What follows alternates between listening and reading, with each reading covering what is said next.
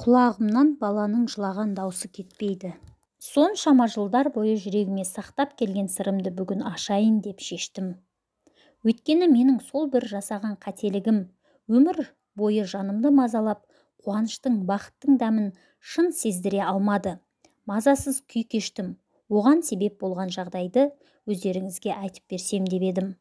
Қазір де мен секілді жаста ойнақтап жүрген жас қыздар ойланса, жаза басып қалмаса екен, өмір бойы қыр соңынан қалмайтын, өкініштен қазірден бастап аулақ болса екен деген тілегім бар. Өйткені тәннің қиналуы бір бөлек, ал жанның қиналғаны, ар азабына өртену тіптен бөлек нәрсе. Сол азапты ешкім сезінбей-ақ қойса деймін. Қазір жасым 50-ді еңсеріп қалды. Мазалаған ішкі дауыстан жынданып кетуге азақ қалып жүрмін десем де сенесіздер ме? Тек қана немерелерімнің тағдырына осы нәрсе әсер етпесе екен деп тілеймін. Я, мен қазір әжемін. 5 құрсақ көтердім. 5-еуін де өмірге алып келдім. Солардың ішінде тұңғышымды ғана бауырыма басып, аналық бейірімге бөле алмадым. Ол кез менің еркімде болған жоқ, сондықтан сәбиімнен айырылып қалған жағдайым бар. Ол кезде мен 17 жаста едім. Желік қуып жалындаған жастықпен бір жігітпен көңіл қостым.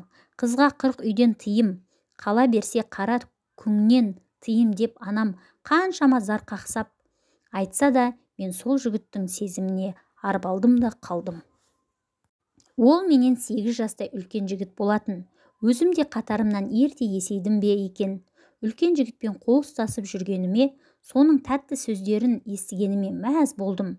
Бақыттан басым айналып, құрбыларымның қызғанышын тудырып жүргенімде маған жететін қыз жоқтай көрінген. Солай сезімнің құрбаны болдым. Жігіттің тәтті сөздеріне елтіп, қалай оған беріліп қойғанымды білмедім. Одан кейін де мен түк өкінген жоқпын.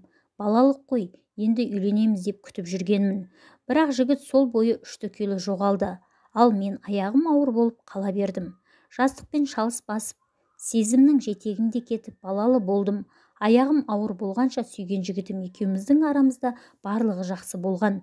Кейін осы хабарды жеткізгенімде, мен әлі әке болуға дайын емеспін, маған бала керек емес деді.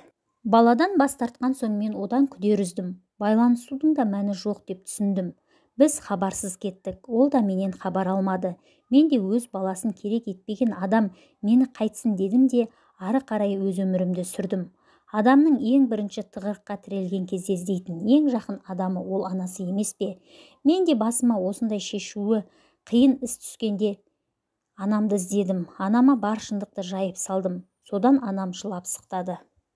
Мұндайда ең бірінші анаға мәлім ғой қыздың сыры. Анам бетін тырнап жылады. Шашымнан жұлып төмпештеді. Елге қарайтын бет қалмады ғой деп жылап, ақыры өздері бір амалын тапқан шығар, мені қалаға жіберді. Ауылдағыларға қалаға оқуға кетті деумен болды.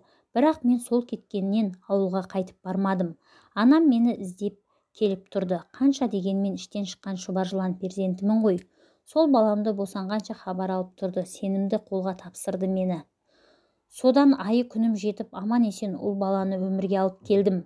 Босанған соң перзентханаға тастап кетемін деген ойым болған. Анам да мені осыған дайындаған болатын.